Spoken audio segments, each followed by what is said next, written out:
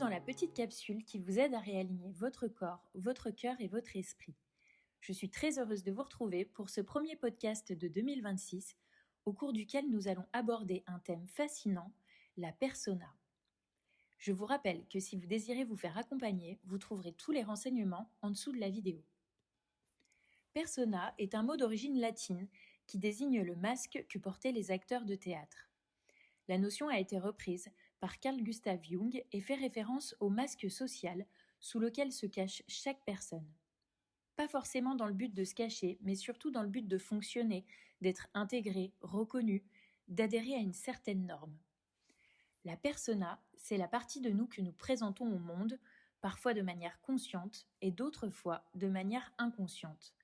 Elle est une composante de notre ego, la personne que nous croyons être et que les autres pensent que nous sommes face aux apparences. On a tous une étiquette. Elle, c'est la nana bien dans sa peau, lui, c'est le mec solide, elle, c'est une gentille, lui, c'est celui qui fait rire, ainsi de suite. Bien qu'indispensable dans les interactions avec le monde extérieur, la persona n'en reste pas moins qu'une adaptation à des attentes sociales. Et si elle est trop forte, trop présente, elle peut entraver la véritable personnalité de l'individu et la compréhension du soi profond. Certaines personnes ont construit des personas tellement puissantes qu'elles viennent usurper leur caractère, leur essence. La personne ne sait même plus qui elle est réellement. Mais que se cache-t-il sous le masque, sous les conventions et parfois sous les faux semblants ? La persona n'est censée être qu'une petite partie de nous, et souvent il y a en dessous une part beaucoup plus vulnérable, sensible, intuitive. Une partie que certaines personnes ont appris à cacher dès leur plus tendre enfance, pour ne pas déranger, pour ne pas être blessées, pour répondre aux attentes, ou tout simplement pour survivre. Souvent, en milieu de vie, peut intervenir la sensation de s'être accommodé dans certains domaines, ou pire, de s'être renié. C'est tout à fait normal de passer par ces étapes en tant qu'individu, et de remettre en question les règles, croyances, qui ont régi toute une partie de notre existence. Alors, aujourd'hui, je vous invite à observer votre persona en toute bienveillance, sans jugement, pas pour la critiquer ni la rejeter, mais pour mieux comprendre comment elle façonne votre comportement et vos relations au monde. Alors, posez-vous quelques instants, prenez quelques respirations et tentez de répondre à ces 5 questions avec la plus grande honnêteté. Attention, ça nécessite une profonde réflexion et une grande sincérité envers soi. Et parfois, ça peut piquer. Il arrive que la persona soit tellement ancrée qu'on ne peut la dissocier.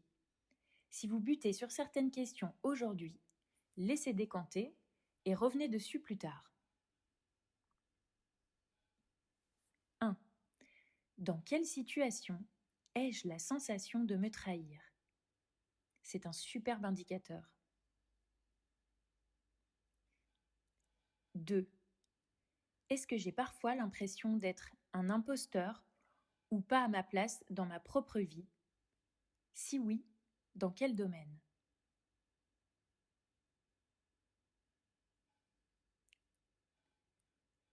3.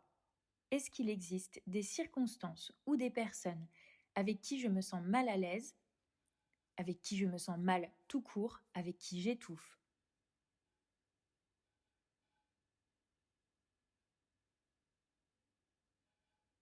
4. Quels sont les moments où je me sens le plus moi-même ?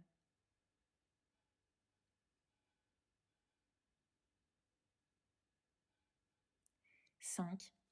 Lors de vos prochaines interactions, demandez-vous si vous agissez depuis votre masque ou depuis votre être profond.